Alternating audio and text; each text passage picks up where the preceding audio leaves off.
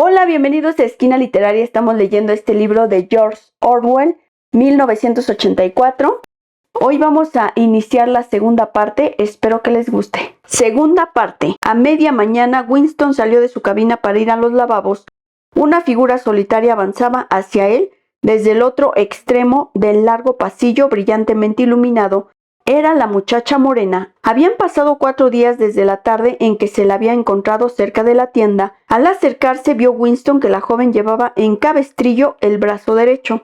Probablemente se habría aplastado la mano para hacer girar uno de los grandes calidoscopios donde se fabricaban los argumentos de las novelas.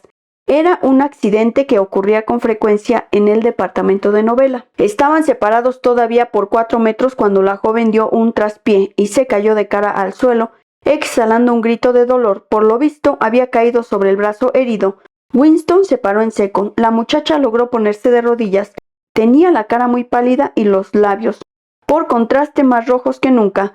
Clavó los ojos en Winston con una expresión desolada que más parecía de miedo que de dolor.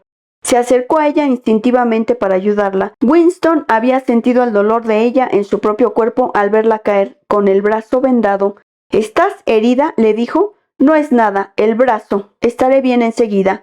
Hablaba como si le saltara el corazón. Estaba temblando y palidísima. ¿No te has roto nada? No, estoy bien. Me dolió un momento nada más. Le tendió a Winston su mano libre y él la ayudó a levantarse. Le había vuelto algo de color y parecía hallarse mucho mejor. No ha sido nada, repitió poco después. Gracias, camarada. El incidente no había durado más de medio minuto. Era un hábito adquirido por instinto ocultar los sentimientos y además, cuando ocurrió aquello, se hallaban exactamente delante de una telepantalla. Sin embargo, a Winston le había sido muy difícil no traicionarse y manifestar una sorpresa momentánea, pues en los 2 o 3 segundos en que ayudó a la joven a levantarse, ésta le había deslizado algo en la mano. Evidentemente lo había hecho a propósito. Era un pequeño papel doblado. Al pasar por la puerta de los lavabos se lo metió en el bolsillo. Mientras estuvo en el urinario se las arregló para desdoblar dentro del bolsillo. Desde luego tenía que haber algún mensaje en esa pared. Estuvo tentado de entrar en uno de los waters y leerlo allí, pero eso habría sido una locura. En ningún sitio vigilaban las telepantallas con más interés que en los retretes. Volvió a su cabina, arrojó el pedazo de papel entre los demás de encima de la mesa, se puso las gafas y se acercó al habla-escribe. Todavía 5 minutos, se dijo a sí mismo, por lo menos 5 minutos. Le galopaba el corazón en el pecho con aterradora velocidad. Afortunadamente, el trabajo que estaba realizando era de simple rutina. Las palabras contenidas en el papel tendrían con toda seguridad un significado político. Había 2 posibilidades, calculaba Winston. Una, la más probable, era que la chica fuera un agente de la policía del pensamiento, como él temía. Lo escrito en el papel podía ser una amenaza, una orden de suicidarse, una trampa.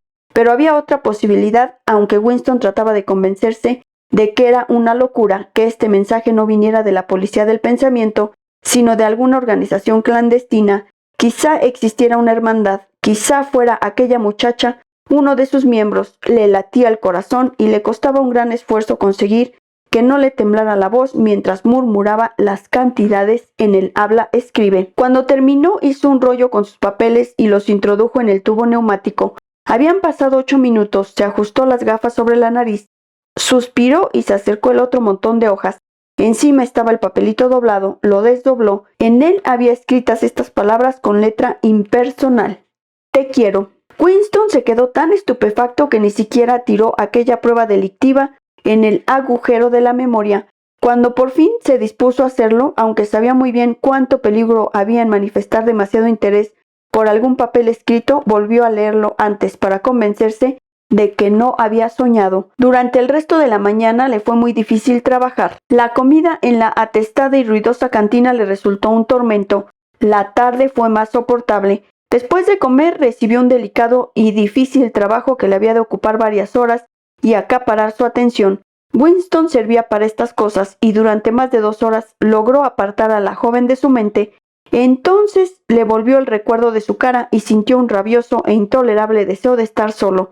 A la vista de las palabras «te quiero», el deseo de seguir viviendo le dominaba y parecía tonto exponerse a correr unos riesgos que podían evitarse tan fácilmente hasta las 23, cuando ya estaba acostado en la oscuridad, donde estaba uno libre hasta de la telepantalla con tal de no hacer ningún ruido. No pudo dejar fluir libremente sus pensamientos. Se trataba de un problema físico que había de ser resuelto. Cómo ponerse en relación con la muchacha y preparar una cita. Durante una semana después, la vida fue para Winston como una pesadilla. Durante aquellos días no abrió su diario. El único alivio lo encontraba en el trabajo. Entonces conseguía olvidarla durante 10 minutos seguidos. No tenía ni la menor idea de lo que pudiera haberle ocurrido y no había que pensar en hacer una investigación. Quizá la hubieran vaporizado, quizá se hubieran suicidado o a lo mejor la habían trasladado al otro extremo de Oceanía. La posibilidad, a la mejor y peor de todas, era que la joven sencillamente hubiera cambiado de idea y le rehuyera. Pero el día siguiente reapareció en la cantina porque poco después, con el corazón galopándole, Winston se instalaba junto a la muchacha. No la miró, colocó en la mesa el contenido de su bandeja y empezó a comer. Era importantísimo hablar enseguida antes de que alguna otra persona se uniera a ellos. Tenía pues un minuto para actuar. Tanto él como la muchacha comían rápidamente. Era una especie de guiso muy caldoso de habas. En voz muy baja empezó Winston a hablar. No se miraban, se llevaban a la boca la comida y entre cucharada y cucharada se decían las palabras indispensables en voz baja e inexpresiva. ¿A qué hora sales del trabajo? 18:30. ¿Dónde podemos vernos? En la Plaza de la Victoria, cerca del monumento. No te acerques hasta que no me veas entre mucha gente y no me mires. Sigue andando cerca de mí. ¿A qué hora? A las 19. Muy bien. La joven acabó de comer a toda velocidad y se marchó. Winston se quedó fumando un cigarrillo. Antes de la hora convenida estaba Winston en la Plaza de la Victoria. Entonces vio a la chica parada al pie del monumento, leyendo un cartel arrollado a la columna en espiral. No era prudente acercarse a ella hasta que se hubiera acumulado más gente. Había telepantallas en todo el contorno del monumento, pero en aquel mismo momento se produjo una gran gritería y el ruido de unos vehículos pesados que venían por la izquierda. De pronto todos cruzaron corriendo la plaza. La joven dio la vuelta ágilmente junto a los leones que formaban la base del monumento y se unió a la desbandada. Winston la siguió. Al correr le oyó decir a alguien que un convoy de prisioneros euroasiáticos pasaba por allí cerca. Una densa masa de gente bloqueaba el lado sur de la plaza. Winston, que normalmente era de esas personas que rehuyen todas las aglomeraciones, se esforzaba esta vez a codazos y empujones en abrirse paso hasta el centro de la multitud.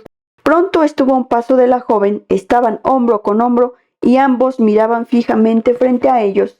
Una caravana de camiones con soldados de cara pétrea, armados con fusiles ametralladoras, pasaba calle abajo.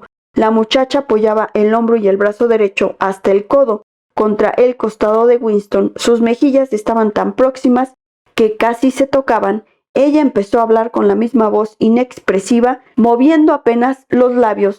¿Puedes salir el domingo? Sí. Entonces escucha bien. No lo olvides, irás a la estación de Paddington. Con una precisión casi militar que asombró a Winston, la chica le fue describiendo la ruta que había de seguir, un viaje de media hora en tren, torcer luego a la izquierda al salir de la estación, después de 2 kilómetros por carretera y al llegar a un portillo al que le faltaba una barra, entrar por él y seguir por aquel sendero, cruzando hasta una extensión de césped. De allí partía una vereda entre arbustos, por fin un árbol derribado y cubierto de musgo. ¿Te acordarás?, murmuró al terminar sus indicaciones. Sí. Hacia las 15, a lo mejor tienes que esperar. Yo llegaré por otro camino. Márchate de mi lado lo más pronto que puedas. No necesitaba habértelo dicho, pero por lo pronto no se podía mover. Los camiones no dejaban de pasar y la gente no se cansaba de expresar su entusiasmo. Pero en el último momento, mientras que la multitud los seguía apretando el uno contra el otro, ella le cogió la mano y se la estrechó. No habría durado aquello más de 10 segundos y sin embargo parecía que sus manos habían estado unidas durante una eternidad. Espero que les esté gustando la lectura de este libro de George Orwell. Estamos ya en la segunda parte y leímos el capítulo número 1. Espero que les haya gustado y los espero en el siguiente video para continuar con esta lectura.